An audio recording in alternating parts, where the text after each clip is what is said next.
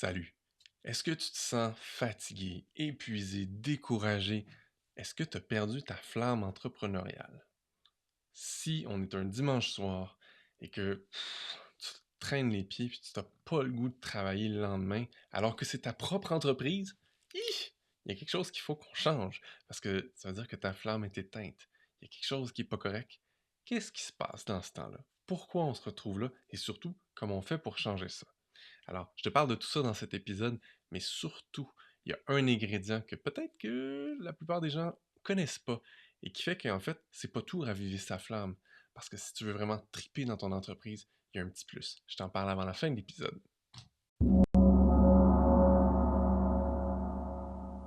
Qu'est-ce que je veux dire par flamme intérieure? On sait un peu c'est quoi, mais mettons des mots là-dessus. Pour moi, la flamme intérieure, c'est quand j'ai tellement de plaisir, tellement de joie, tellement de satisfaction à faire ce que je fais que j'oublie de compter le temps. Je le ferais même si c'était gratuitement. J'ai tellement de joie, tellement de satisfaction profonde dans ce que je fais que je me vois pas faire autre chose.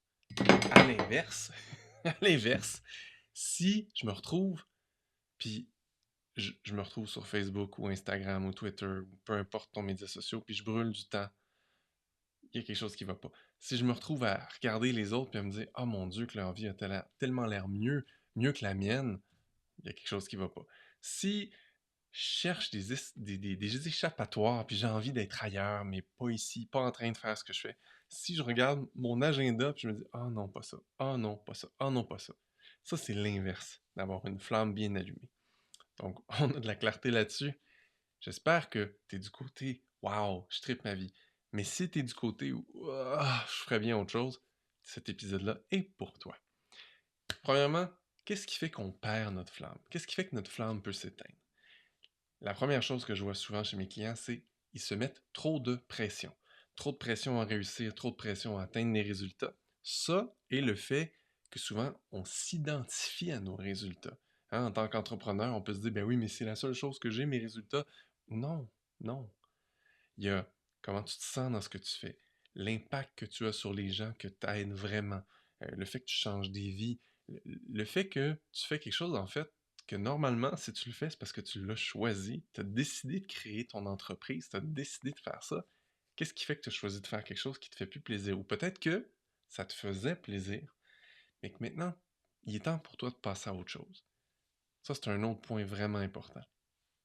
Souvent, les gens ils me disent Daniel, je comprends pas. Quand j'ai commencé ma boîte, là, j'avais tellement de plaisir, tellement de joie. Je tripais, là, les journées passaient, puis je m'en rendais même pas compte.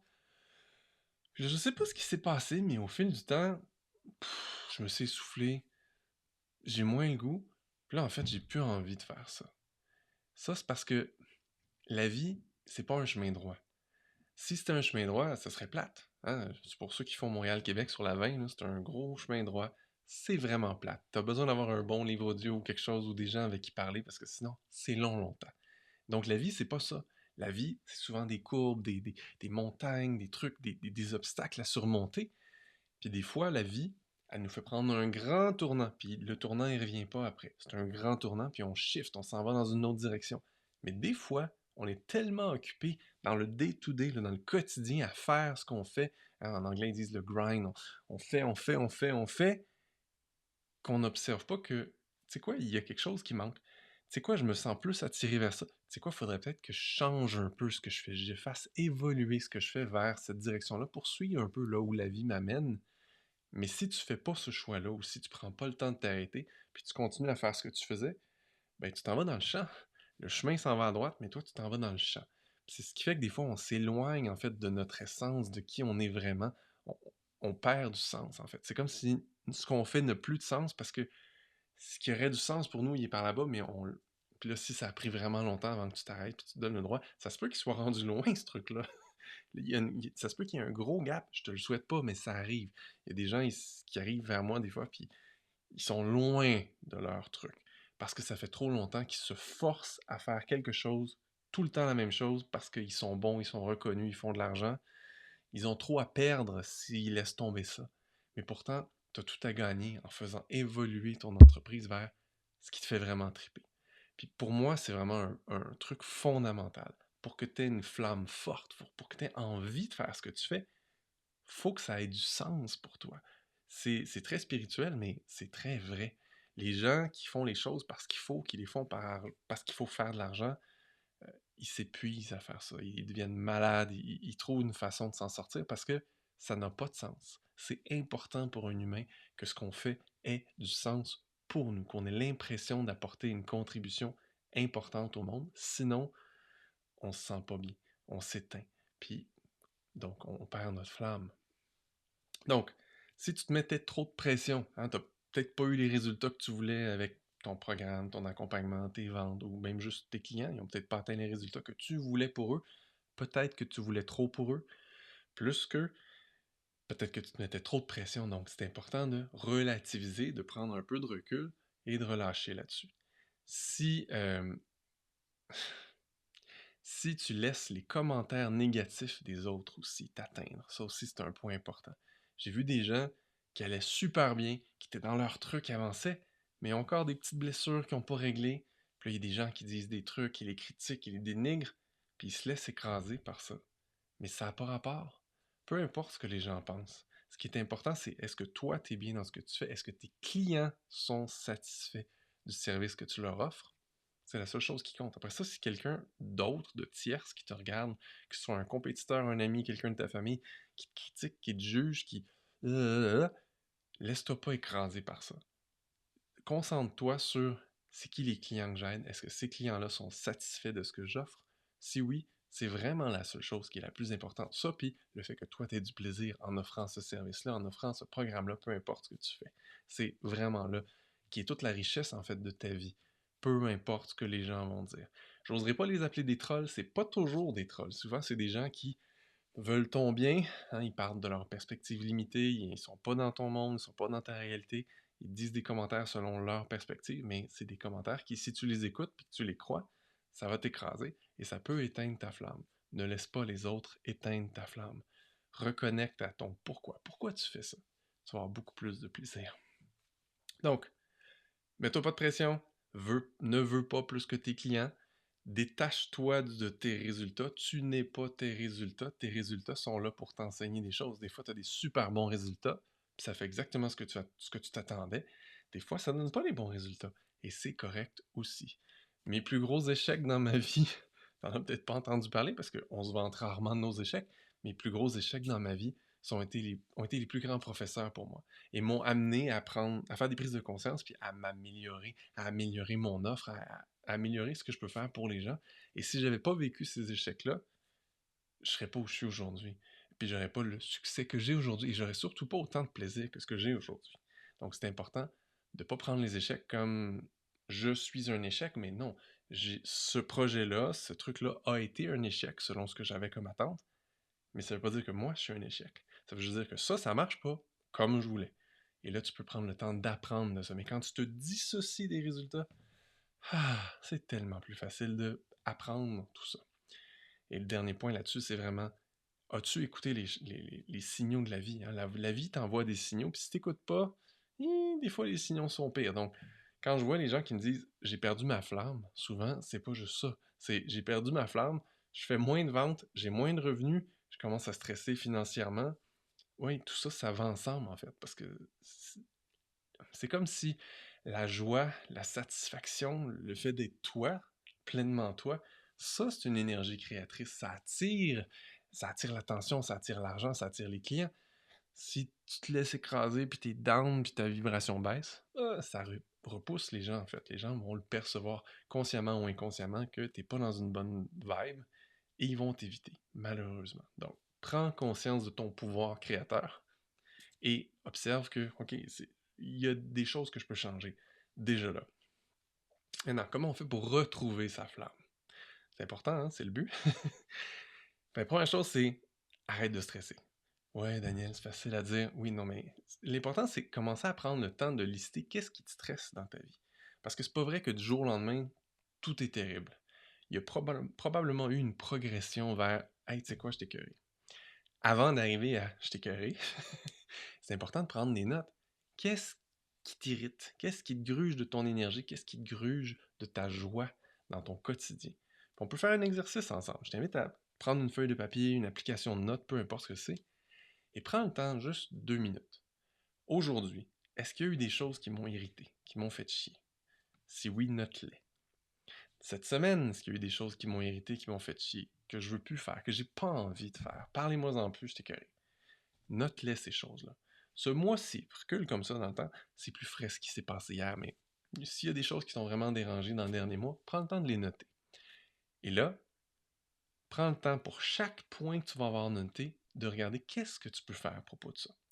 Est-ce que tu peux déléguer ça? Hein, des fois, on peut juste payer quelqu'un pour qu'il le fasse pour nous, puis c'est tellement plus facile. Donc, si tu es curé de faire quelque chose, trouve quelqu'un qui peut le faire pour toi.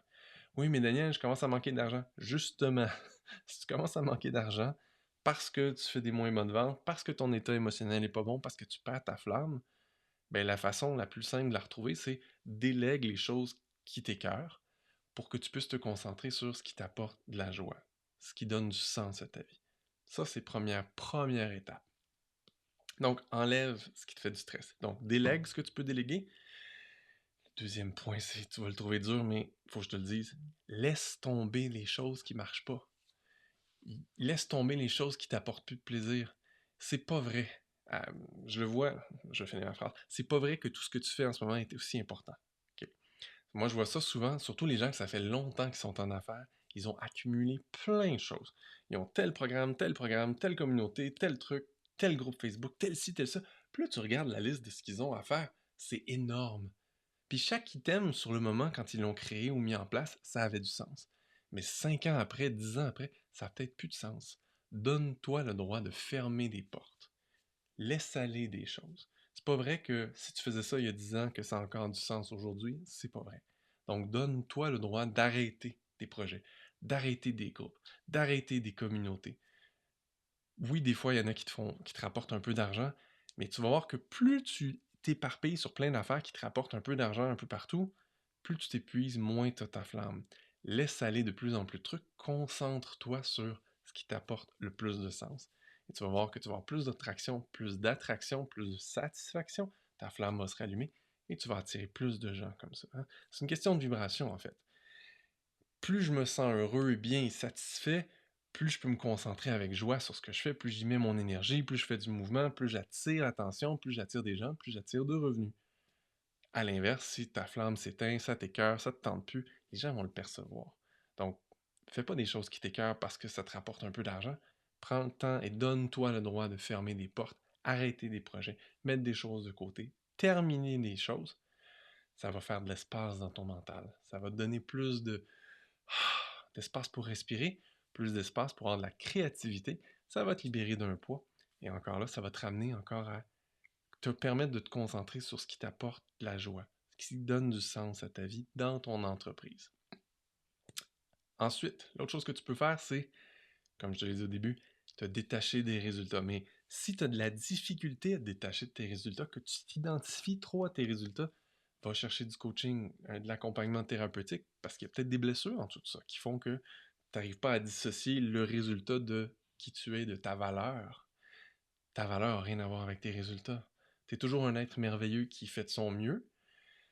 Après ça, si les résultats dans la matière, dans le 3D, sont pas ce que tu veux, c'est séparé de toi. Donc, c'est important que tu sois capable de faire la distinction, puis pas juste dans ta tête, il faut que tu le ressentes.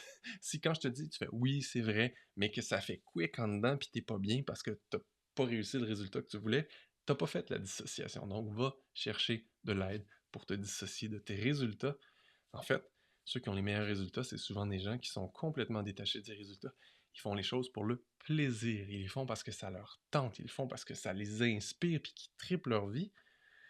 Mais ils sont pas attachés aux résultats. Et c'est là qu'on a les meilleurs résultats. Puis moi aussi, personnellement, je peux te garantir que quand je faisais des lancements de mes programmes, les meilleurs résultats, c'était quand j'avais aucune attente.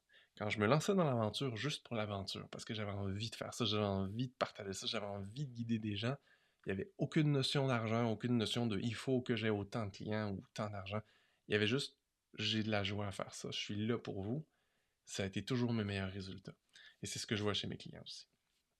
Donc, décroche des résultats. Euh, je vais le dire comme ça. Apprends à être à l'écoute de la petite voix à l'intérieur, ton guide intérieur.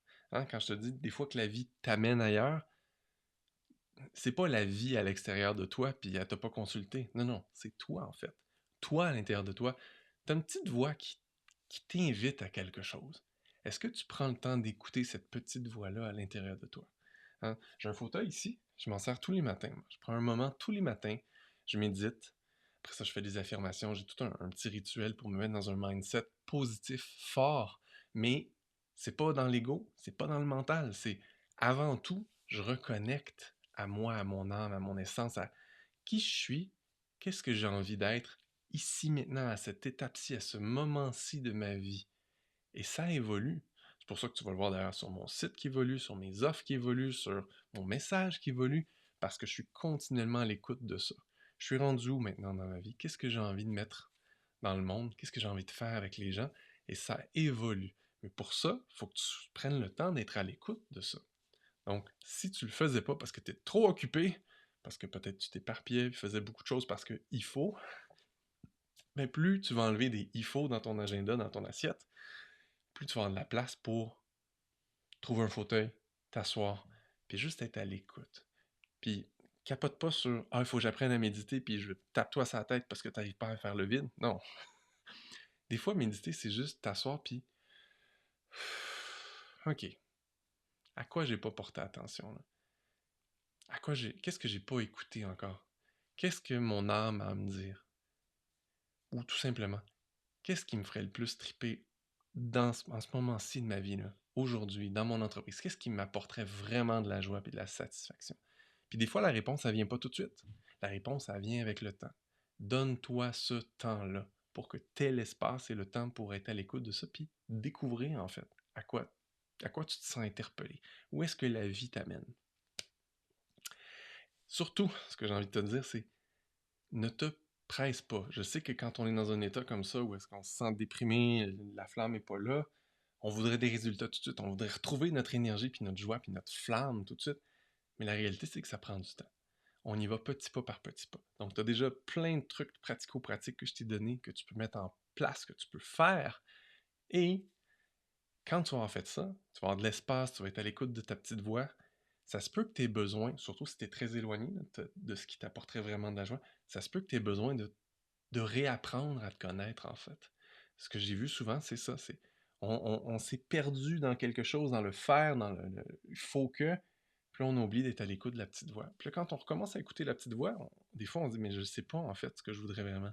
OK, Daniel, j'ai enlevé des trucs qui marchaient pas, des trucs qui me faisaient chier, j'ai de l'espace, je prends du temps pour méditer un peu. Maintenant quoi? Je sais pas plus quoi faire. Mais la réponse, elle vient pas tout de suite. Mais la réponse va venir plus tu vas être à l'écoute de toi, de ce que les gens vont te dire, puis porte attention. Qu'est-ce qui t'interpelle? Peut-être quelqu'un va dire Hey, moi j'ai pensé telle affaire, puis comme Oh, c'est intéressant ça. Je sais pas où ça va m'amener, mais je sais pas pourquoi ça m'interpelle. OK, ben va vers ça. Je lis un livre. Ah, ça me parle ça. Je suis pas sûr de comprendre tout ce que ça implique, mais ça me parle. OK, laisse ça macérer. Éventuellement, les choses vont venir, puis ça va être plus clair. Puis tu vas pouvoir suivre ces petits pas de joie-là vers quelque chose qui te fait triper.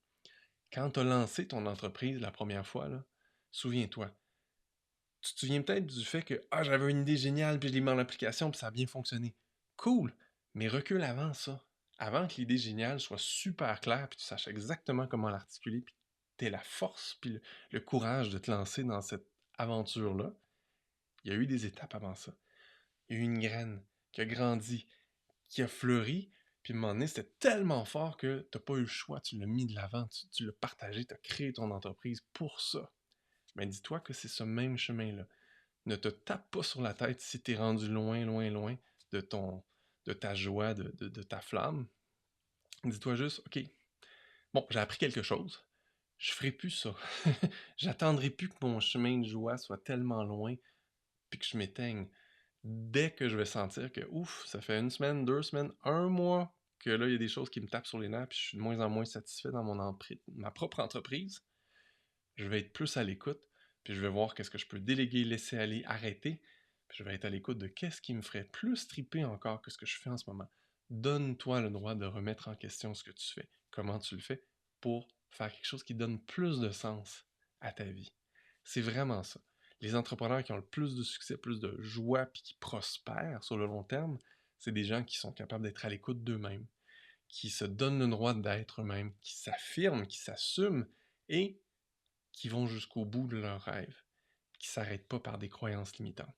Ça veut dire aussi des fois qu'il faut que tu fasses un peu de travail sur toi pour débloquer ces fameuses croyances limitantes-là qui t'empêchent d'aller où tu aurais vraiment envie d'aller, mais que tu t'en empêches depuis trop longtemps.